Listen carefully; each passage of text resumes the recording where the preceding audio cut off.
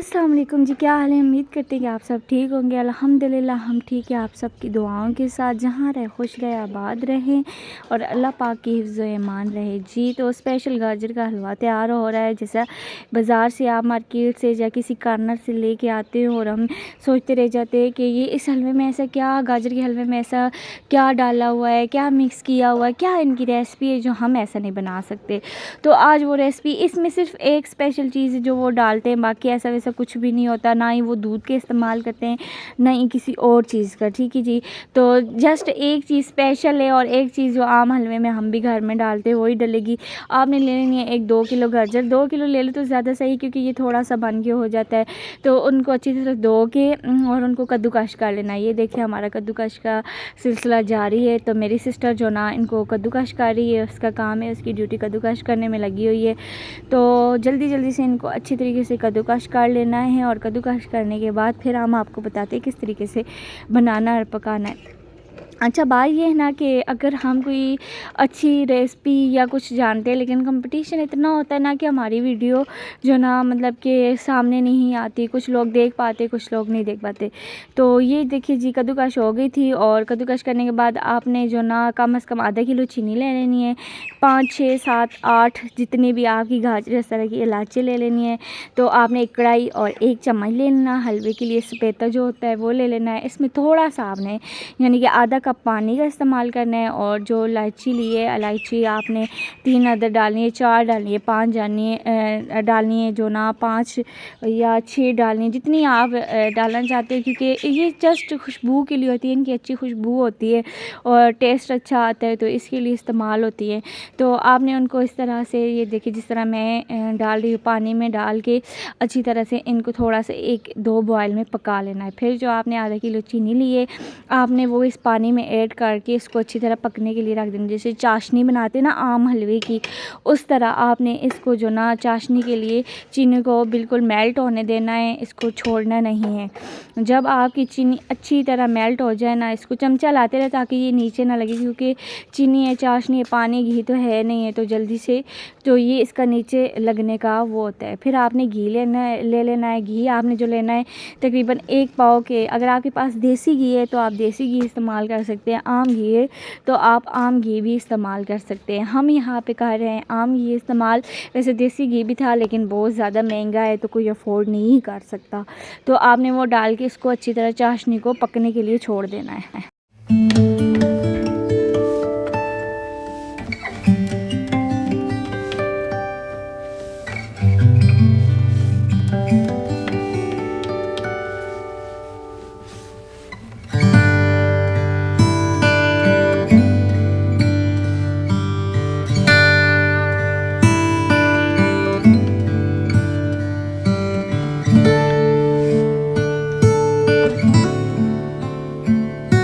ये देखिए जी, चाशनी होगी हमारी तैयार बहुत अच्छी तरह। जब इसमें ऐसे जाएगा, इसको ना कलर नहीं देना है, आपने जस्ट पकाना है, चाशनी तैयार करनी है।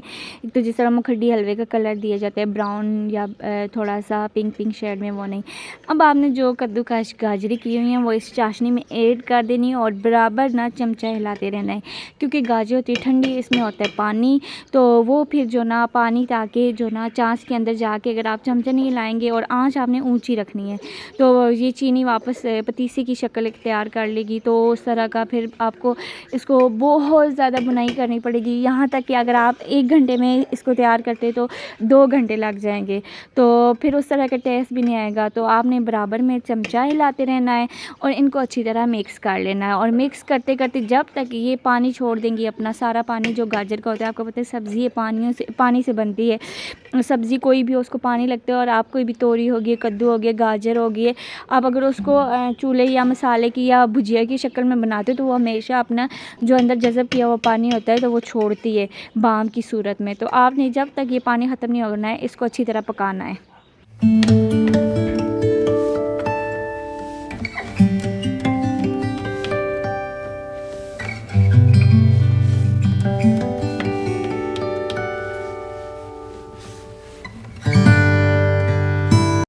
जी, तो ये देखिए काफ़ी पानी जो ना गाजरों ने अपना छोड़ा है, तो इसको जो ना हम ढाँप देंगे और पकने के लिए छोड़ देंगे ताकि पानी जो है ड्राई हो जाए, खुश्क हो जाए और अच्छी तरह ये गल भी जाए। तो यहाँ पे ये देखिए कुछ देर बाद तकरीबन 5 से 6 मिनट बाद मैंने ढक्कन उठा के फिर चेक किए, ताकि क्योंकि ये जल्दी लगती हैं।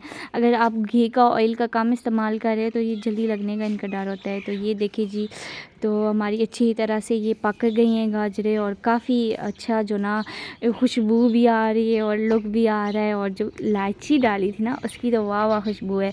अच्छा, अब आपने ना इसको अच्छी तरह भुनाई कर देनी है, इसको अच्छी तरह भूनना है। तो ये हटाने से काफ़ी धुआं आ रहा है, तो सॉरी इसके लिए।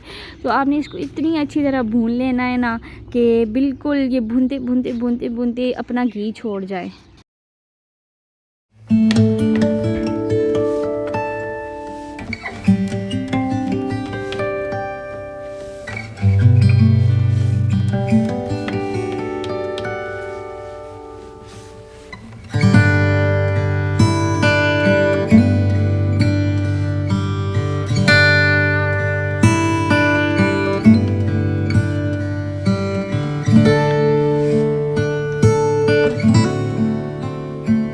जी, तो माशाल्लाह ये देखिए हमने कितनी देर, कम से कम कोई आधा घंटा घंटा हो गया इसकी बुनाई जारी है, इसको हम भूनते और बराबर ही चम्मच जो है इसके अंदर हिला रहे हैं और मिक्स कर रहे हैं, ताकि अब जो ना इसके अंदर हमने डाल दिया है खुश्क जो होता है दूध, थोड़ा सा उसको जो ना हमने पकने के लिए, और फिर डाल दिया इसमें ये देखिए थोड़ा सा खोया हमने डाल दिया। यही स्पेशल इस रेसिपी की पहचान है। तो ये जो हम बाज़ार से या मार्केट से बना हुआ लाते हैं, इसमें ये चीज़ इस तरह बनाते हैं।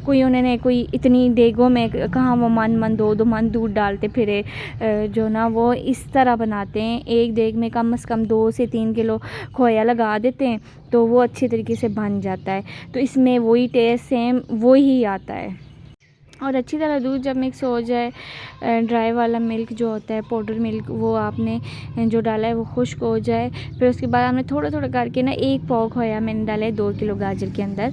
तो आपने थोड़ा थोड़ा करके डालते जाना है और भुनाई करती जानी है, डालते जाना और बनाई करती जानी है। और थोड़ा सा आपने साइड पे एक्स्ट्रा रख देना है। वो क्यों, मैं आपको बताती हूँ, क्योंकि फ़ाइनल लुक जो है ना वो इसी से होने वाली है। तो आपने जो ना मतलब थोड़ा सा ये जो लिया है, इसको आपने जो ना एंड में ऐसे बुनाई करके अच्छी तरह जब रेडी हो जाए तो इसको गार्निश करके ऊपर ढक्कन दे देना है। इसकी जो ना चम्मच नहीं हिलानी। जब ये आप सर्व करेंगे ना, तब ये ख़ुद ब खुद मिक्स होगा और हल्का हल्का थोड़ा थोड़ा जो ना हो के ये पिघल के घुल के जो ना टेस्ट आता रहेगा।